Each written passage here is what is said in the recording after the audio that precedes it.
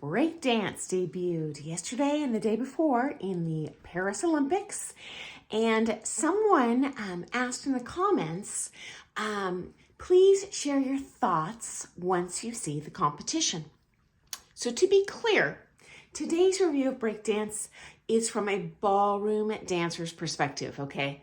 I've trained in many styles of dance, but never breakdance, okay?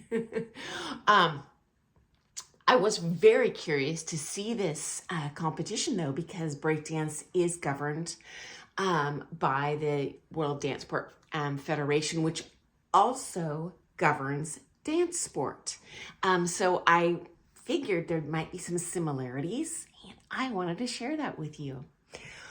So number one, it's actually called breaking and not break dance in the breaking community. So I use the term break dance initially just because this is geared more towards the ballroom dance community, who are, I assume, like me, largely unfamiliar with this style.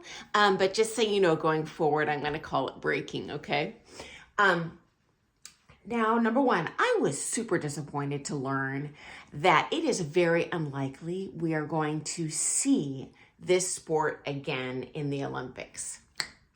The reason is the IOC president, Thomas Bach, and colleagues apparently ran this as a gimmick to draw in a younger, more, as they said, urban, social media savvy viewership. So sadly, it looks like it's just coming down to ad dollars and viewership. And, you know, I just don't like to see things just break down to people patting their pockets. Anyway, like dance sport, breaking has elimination rounds. So they started with 16 dancers in two divisions. They called it B-boys and B-girls.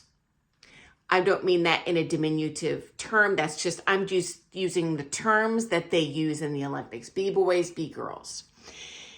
They eliminate half the competitors in each round, and then they redance, recompete with the remaining competitors. So they go from 16 to the top 8, to the top 4, to the top 2, to the top 1, okay?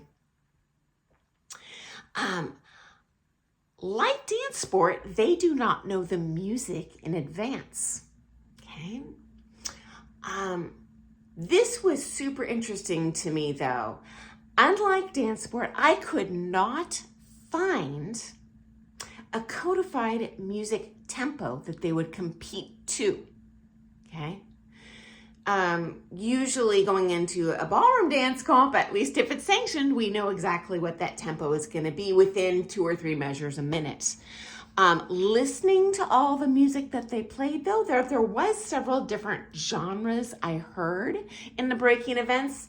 They all appear to be around that 60 measure a minute mark. So as a ballroom dancer, you might identify it closest to a merengue, okay? So dance sport championship level events are generally judged by 7 judges, and that's in the rules. The Olympics for breaking had 9 judges. I love that. I feel the more we can spread that across, the less opportunity there is for shenanigans and having biased marks, okay? They're judged on 5 different, I'll say, categories of movement: technicality, vocabulary, execution, musicality, and originality. And each judge, like dance sport, has like a little iPad, and they kind of do the touch screen. They show who they want to mark where. They press send, and it goes to calculations. It's a little different in that each judge has a slider for rating each division for each individual. And so I'm gonna share a quick screenshot of kind of what that breaking judges kind of iPad, that surface is gonna look like when they're evaluating each dancer. I'll be right back.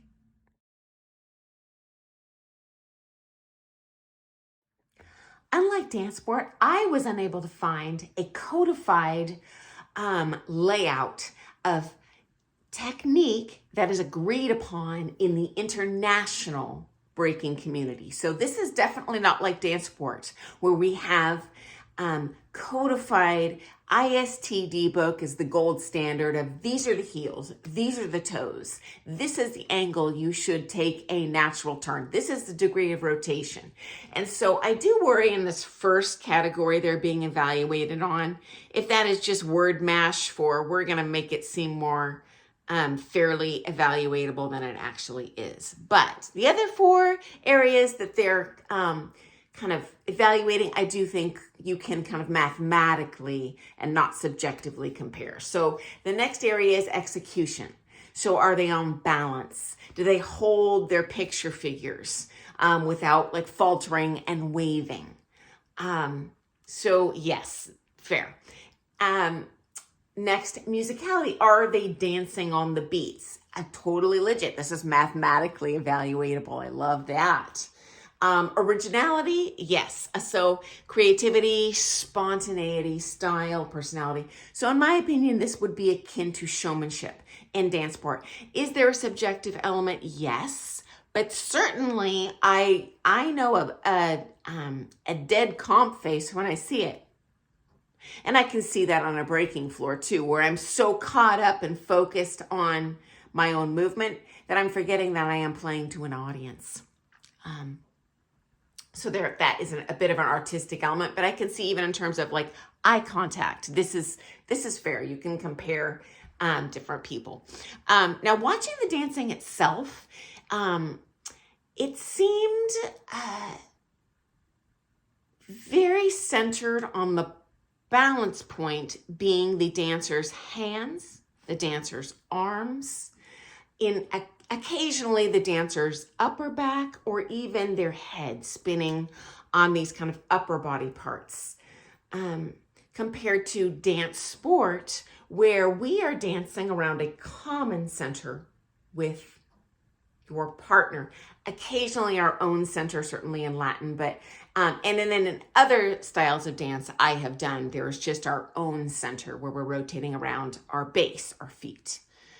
So this was unique related to this because the vast majority of the moves that I saw from my uneducated eyes took place with the upper body on the ground and not the feet at all. Maybe 95% of the movement. It seems to me that a breaking athlete would have a great competitive advantage if genetically they had very long arms. So akin to like doing pommel horse stuff where you're using singularly your arms to swing your legs around, a shorter torso, and a more muscular upper body build. As you guys have seen me in my dance technique videos, I could train my entire life and never do the things I saw these B-girls do. So I was impressed. I have very great like lower body strength. Thank heavens as a ballroom dancer, because I would fail miserably as a B-girl. So that was super interesting to see. Certainly different than old school breaking, when I was growing up, where a lot of it was on the feet still. Definitely, totally in the upper body now for the large part. Now, similar to dance sport, this kind of shocked me looking at the comp at the Olympics. They do engage the partner emotionally, visually, but in this case, it's their opponent. Fascinating. So they're not touching the opponent.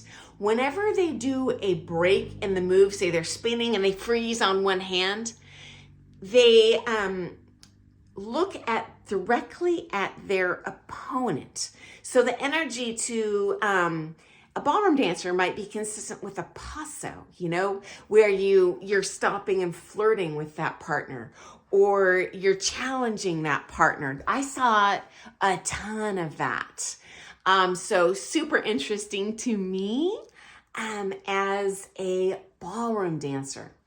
Okay, next up, the judging itself. I was super disappointed Friday night when I watched the women's gold medal battle because I am a layman from my observation. I thought that second place person should have got first. And hey, if you disagree, please tell me below. I am but one person. I am outside of this community. I recognize that. And I was worried because the commentator shared that the gal that did place first was seeded number 1 in the world. So she was currently number 1. And I was just, it seems super sus to me, like in dance sport.